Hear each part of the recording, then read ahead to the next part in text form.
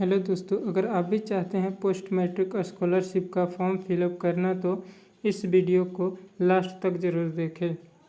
Post matric scholarship Bihar के सभी student के लिए है।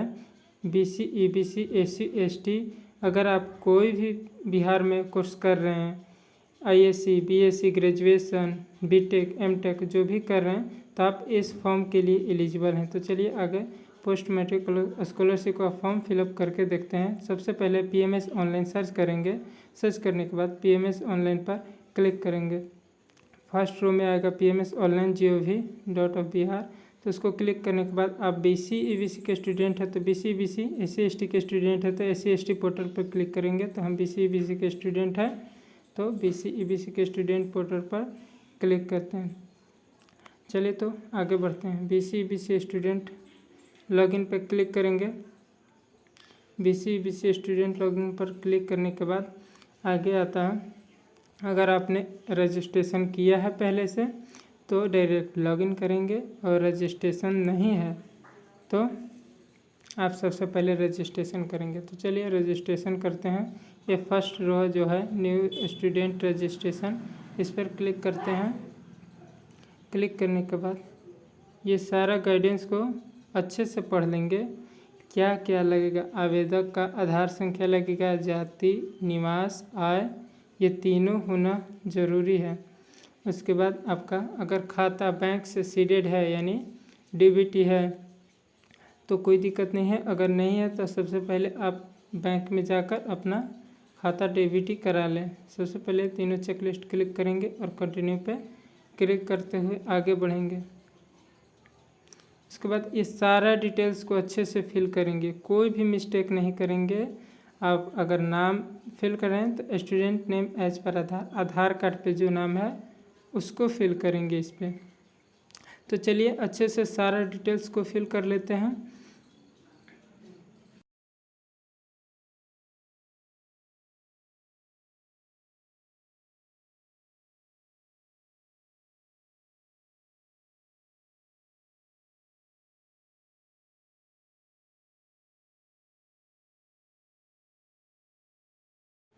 और कास्ट को सिलेक्ट करने के बाद इसमें होम डिस्ट्रिक्ट, आपका जो डिस्ट्रिक्ट है वो सिलेक्ट करेंगे। उसके बाद अप्लाई फॉर एकेडमिक ईयर, आप 24 से 25 के लिए अप्लाई कर रहे हैं तो 24 से 25 रहेगा। उसके बाद इसमें इंस्टीट्यूशन डिस्ट्रिक्ट सेलेक्ट करना है, मतलब कि आपका कॉलेज किस डिस्ट्रिक्ट में है, ना कि आप किस डिस्ट्रिक्ट में रहते हैं। आपका कॉलेज जिस डिस्ट्रिक्ट में है उस डिस्ट्रिक्ट को सिलेक्ट करेंगे। फिर आपका कॉलेज किस ब्लॉक में आता है उस ब्लॉक को सिलेक्ट करेंगे, तभी आपका कॉलेज शो करेगा, अन्यथा आपका कॉलेज शो नहीं करेगा। तो मेरा डेहरी ब्लॉक में आता है कॉलेज तो हम डेहरी ब्लॉक सेलेक्ट करते हैं। उसके बाद इंस्टीट्यूशन नेम, आपका कॉलेज का नाम शो कर जाएगा। इसमें से आप कॉलेज को अच्छे से मतलब खोज सकते हैं, वो मिल जाएगा। और अगर नहीं मिल रहा है तो आप अपने कॉलेज में जाइए, नोडल अफसर से बोलिए पोर्टल को अपडेट करें, फिर आपका कॉलेज शो होने लगेगा। ऐसे सारा कॉलेज अब शो हो जाता है तो कॉलेज को खोजने में कोई दिक्कत नहीं होगा। उसके बाद आप किस कोर्स को करते हैं, आपका मतलब कोर्स क्या है। अगर आप ग्रेजुएशन कर रहे हैं तो ग्रेजुएशन सेलेक्ट करेंगे, आईएससी कर रहे हैं तो इंटरमीडिएट सेलेक्ट करेंगे। तो फ़िलहाल हम ग्रेजुएशन सेलेक्ट करेंगे। ग्रेजुएशन सेलेक्ट करने के बाद अप्लाइंग फॉर स्पेशलाइजेशन, मतलब आप क्या कर रहे हैं ग्रेजुएशन में। अगर आप ग्रेजुएशन सेलेक्ट किए हैं तो ग्रेजुएशन में बहुत सारा कोर्स होता है, बीएससी नर्सिंग होता है, बीटेक होता है, एमटेक बीटेक होता है, और बीएससी फार्मा होता है, बीएससी इकोनॉमिक्स होता है। तो हम बैचलर इन आर्ट्स या डिग्री इन आर्ट्स करेंगे। अगर आर्ट्स से आप पढ़ रहे हैं तो डिग्री इन आर्ट्स, साइंस से बीए कर रहे हैं तो डिग्री इन साइंस। तो कोई एक सा सिलेक्ट कर आगे बढ़ेंगे। उसके बाद करेंट कोर्स ईयर, मतलब 24 से 25 के सेशन में आप कौन से ईयर में थे, फर्स्ट ईयर में थे, सेकेंड ईयर में थे या थर्ड ईयर में थे, तो उस हिसाब से सेलेक्ट कर लेना है।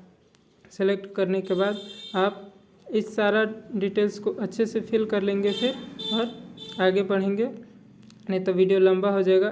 तो इसीलिए जल्दी से चलिए फिल कर लेते हैं।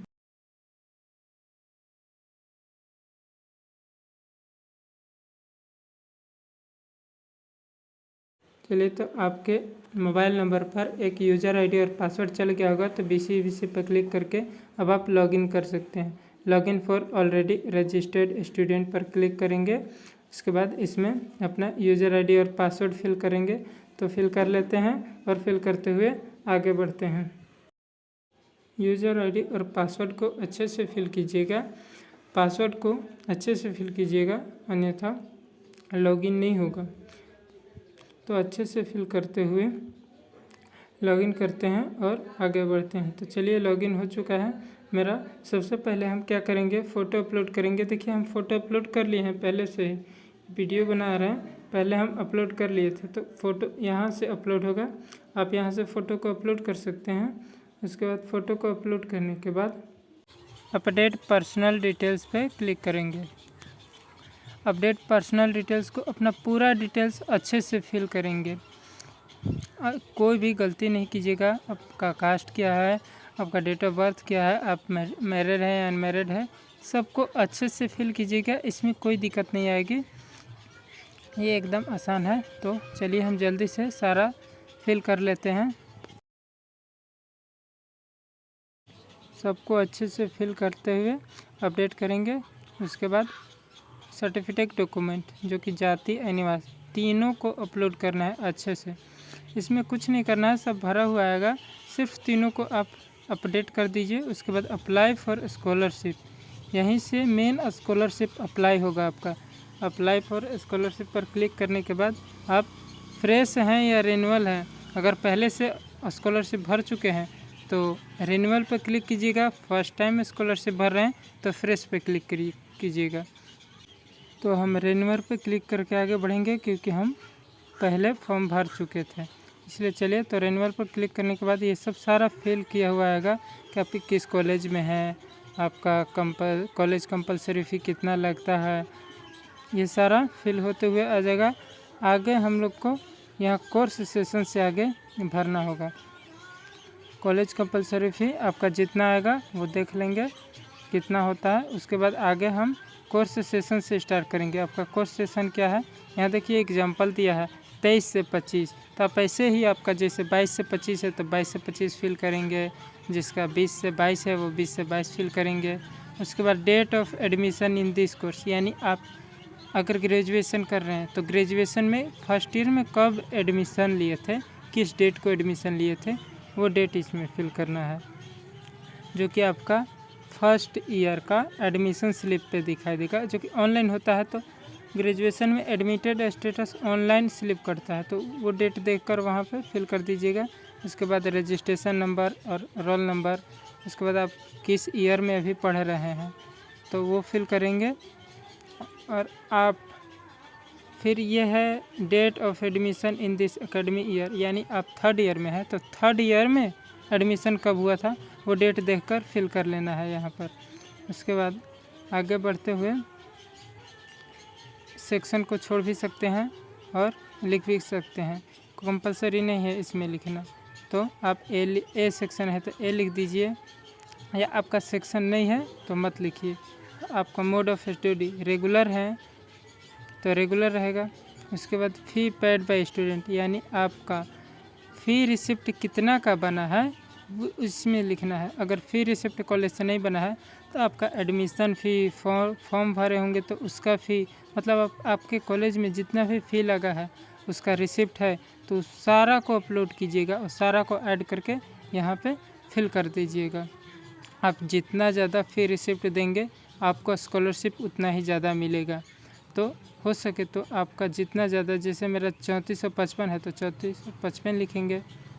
आपका जितना फ़ी स्ट्रक्चर पे होगा उतना लिखिएगा। 5000 होगा तो 5000 लिखिएगा, या फिर 2000 होगा तो 2000 लिखिएगा। उसके बाद आगे बढ़ेंगे, इसको छोड़ भी सकते हैं या लिख भी सकते हैं। मेरा कॉलेज कंपलसरी फ़ी 3455 है तो हम लिख भी सकते हैं, लेकिन ये कंपलसरी नहीं है तो आप छोड़ सकते हैं या लिख सकते हैं, आपकी मर्ज़ी, कोई दिक्कत नहीं है इससे। तो आप लिखकर ये सब फिल करके अच्छे से आगे बढ़ेंगे। उसके बाद हाउस होल्ड कैटेगरी, अगर आप हॉस्टल में रहते हैं तो यस, नहीं रहते हैं तो नो करके आगे बढ़ जाएंगे। इसके बाद क्वालिफाइंग लास्ट ईयर एग्ज़ाम, यानी आपका पिछला एग्ज़ाम क्वालिफाई है तो यस करेंगे। उसके बाद house hold category, house hold category में आप पुअरेस्ट सेलेक्ट कीजिए, ज़्यादा बेटर रहेगा और कुछ नहीं। तो हाउस होल्ड कैटेगरी चलिए सिलेक्ट कर लेते हैं पुअरेस्ट। उसके बाद प्रीवियस पासिंग कोर्स डिटेल्स, यानी कि अगर आप अभी ग्रेजुएशन का भर रहे हैं तो पीछे उससे पहले 12th किए होंगे या मतलब जो भी किए होंगे ग्रेजुएशन से पहले, ग्रेजुएशन का भर रहे हैं तो उससे पहले जो किए हैं, 12th से भर रहे हैं तो उससे पहले जो किए हैं, यानी 12th से भर रहे हैं तो 10th किए होंगे, ग्रेजुएशन से भर रहे हैं तो 12th किए होंगे। तो आपका जो भी प्रीवियस पासिंग कोर्स डिटेल्स है उसको फिल करना है। तो चलिए सब फिल कर लेते हैं। अगर मेरा 12th है तो हम 12th फिल करेंगे। फिल करने के बाद कोर्स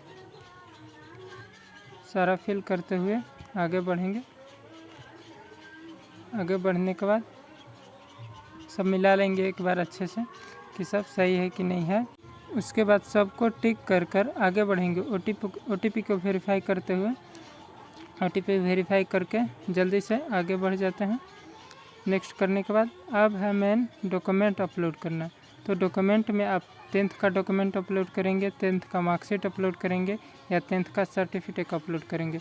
उसके बाद लास्ट एग्ज़ाम पासिंग मार्कशीट, जैसे अगर आप ग्रेजुएशन का भर रहे हैं तो 12th का यानी 12th का इसमें अपलोड होगा लास्ट पासिंग मार्कशीट में।